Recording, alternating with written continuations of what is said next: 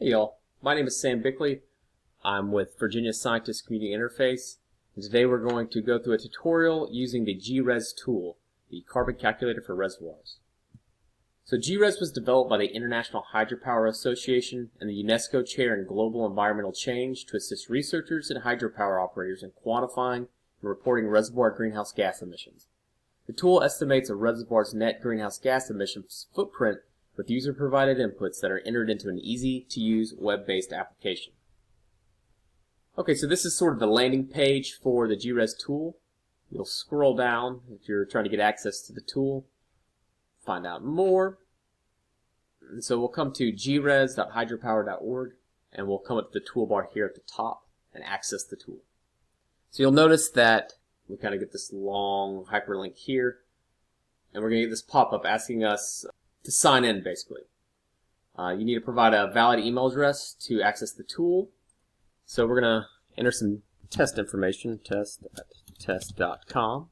So enter your email here that you'll use to access the tool. And it's going to ask us to register and to view the terms and conditions. So take some time to familiarize yourself with the terms and conditions for GRES. It's completely free to use personally if you're exploring a reservoir's emissions, but if you do plan to publish or share your analysis, you'll likely need to validate your findings first with GRES, so really pay attention here and reach out to GRES if you have any questions. So here we'll accept and send a confirmation email. Alright. We're going to go back, access the tool again. So I have an email address that I'll go ahead and use to log in.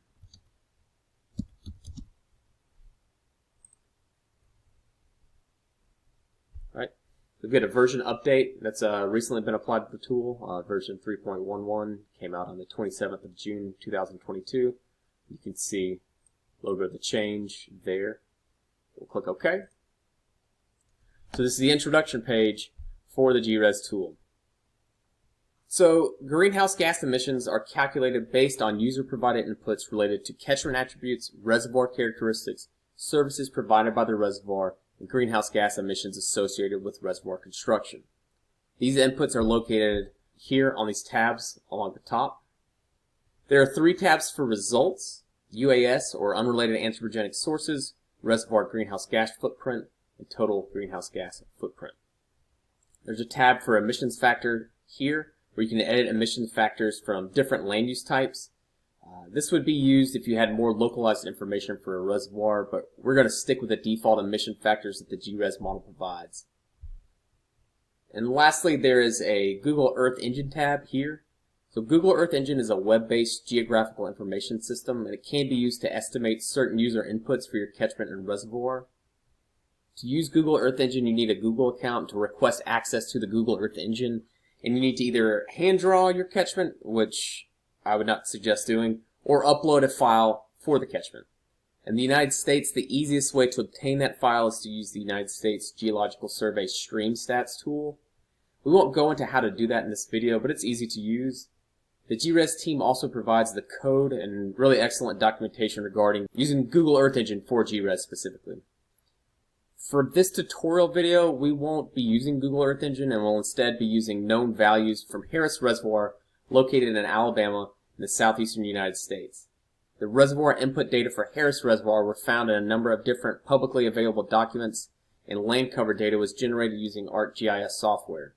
Construction data for that reservoir were actually really hard to track down, which isn't surprising because the dam was built multiple decades ago.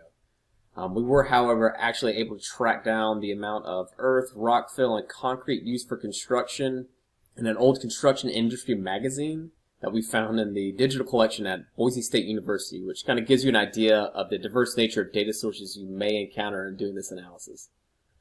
A couple other things to point out here on this introduction page. We have this little hamburger menu here in the top left. So click on that. We've got this menu here. First thing is validate your results.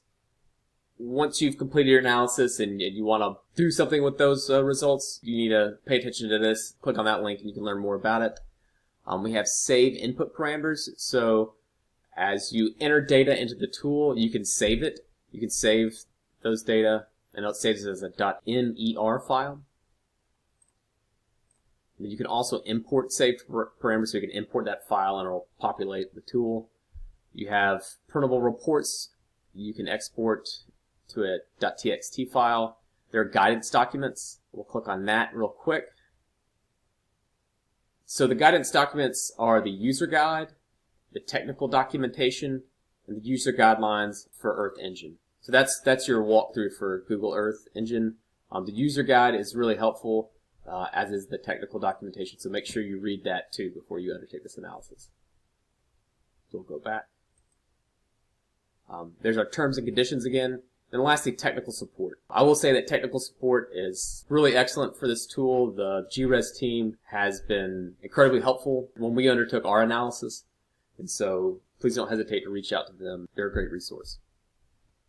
Alright, so let's move on to our input tabs.